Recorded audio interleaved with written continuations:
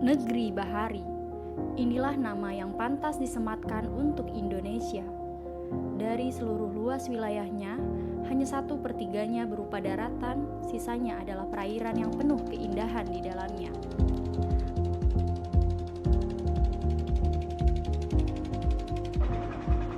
Masyarakat pesisir adalah salah satunya. Masyarakat yang merupakan satu komunitas yang hidup di wilayah pesisir, yang menggantungkan hidupnya dengan sumber daya pesisir. Masyarakat pesisir ini termasuk ke dalam masyarakat yang masih terbelakang dan berada dalam posisi marginal.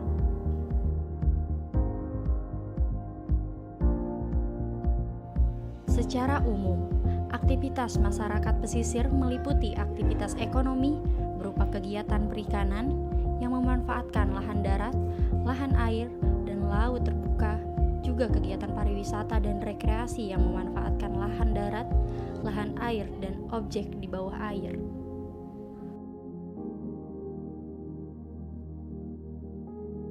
Indonesia memiliki garis pantai terpanjang kedua di dunia setelah Kanada. Total panjang garis pantai yang dimiliki Indonesia sepanjang 108.000 km. Di sepanjang pesisir pantai inilah tinggal masyarakat yang bergantung pada lautan yang kaya. Namun apakah masyarakat yang bergantung padanya juga sejahtera? Seperti inilah kehidupan sebagian besar masyarakat pesisir di Indonesia, tepatnya masyarakat pesisir pantai Tanimbar. Masyarakat yang sebagian berprofesi sebagai nelayan yang sejak pagi hari buta menangkap hasil laut untuk kepentingan makan sehari-hari atau bahkan dijual untuk sekedar mencukupi kebutuhan pangan atau penambah penghasilan. Dari hasil yang didapat, selain untuk konsumsi keluarga, biasanya dijual langsung tanpa proses pengelolaan yang menambah nilai jual. Lalu bagaimana kondisi masyarakat pesisir saat ini? Keceriaan anak-anak sekitar pesisir ini bisa jadi tak lagi kita jumpai. Ditambah lingkungan bermain di sekitar pesisir yang kurang baik untuk perkembangan anak, sampah yang berserakan, bau menyengat dari jemuran ikan asin dan lingkungan yang kumuh, generasi mereka tak seharusnya merasakan suasana seperti ini.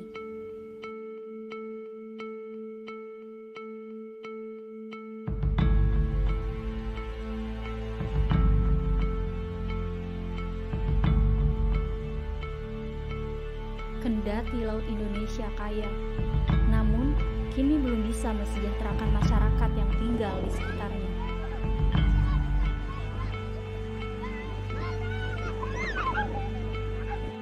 Badan Pusat Statistik atau BPS mencatat sekitar 7,8 juta jiwa atau 25,14% dari total penduduk miskin nasional menggantungkan hidupnya dari laut tanpa memiliki sumber penghidupan lainnya. Dalam mencari ikan, nelayan kecil juga mempunyai keterbatasan alat tangkap, modal, dan hasil tangkap yang belum sesuai. Apa?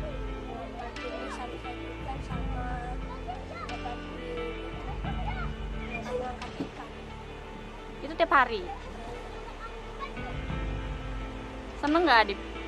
Seneng nggak bantuin bapak? Adip, bocah 10 tahun ini hanyalah salah satu dari ribuan anak lain yang turut andil dalam aktivitas keseharian orang tuanya di pesisir. Tak terkecuali anak-anak lain seusianya, yang juga menghabiskan hampir setengah waktu di setiap harinya untuk membantu keluarga.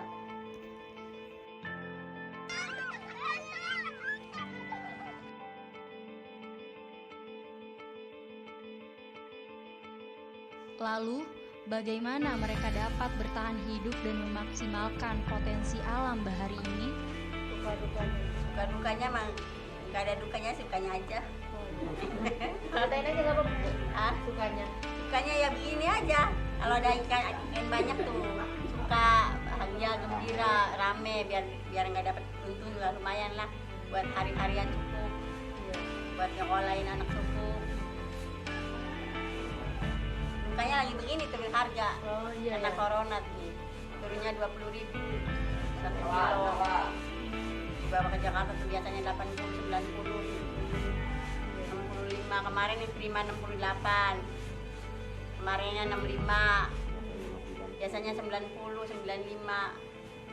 Ada rugi. Sekarang banyak yang nggak turun, Blele.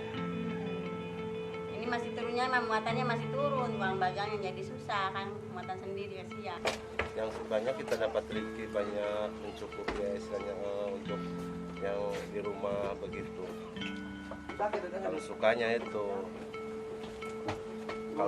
itu yang nggak mikirin istilahnya gimana model di Jakarta terus sendiri ngontrak apa ya.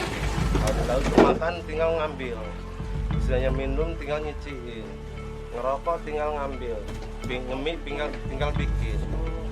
Kalau di rumah di kampung tahu sendiri harus kita beli. Ini udah disiapin semua. Kopi tinggal nyeduh, masak ada yang masakin, sama yang kayak di rumah. Pokoknya tidur nggak mikirin apa-apa, tenang. Senangnya. Nama ibu siapa? Mama Eni. Dia umur 49. Kerjaan ya kalau lagi nganggur ya cari burulan.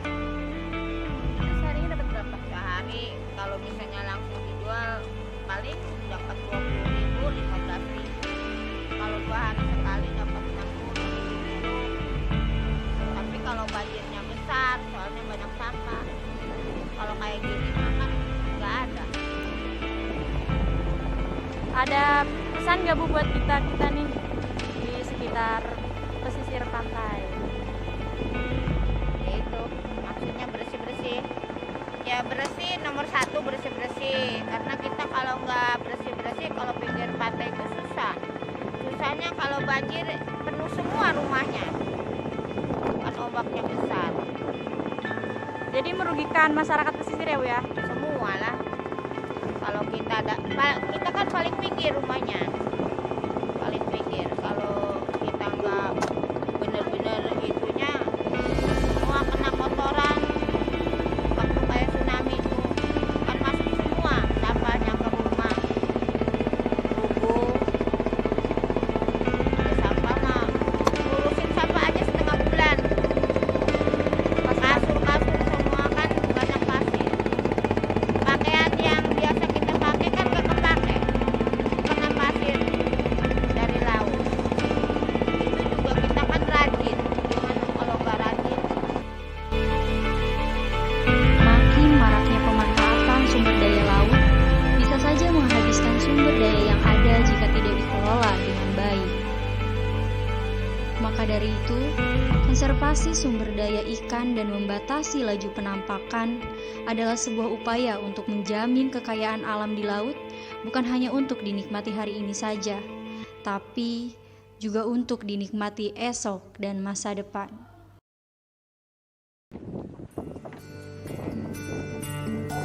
Dalam hal ini, kita memang menemukan ketimpangan-ketimpangan, namun di sisi lain, kita berhak berbangga atas alam bahari yang serba kaya,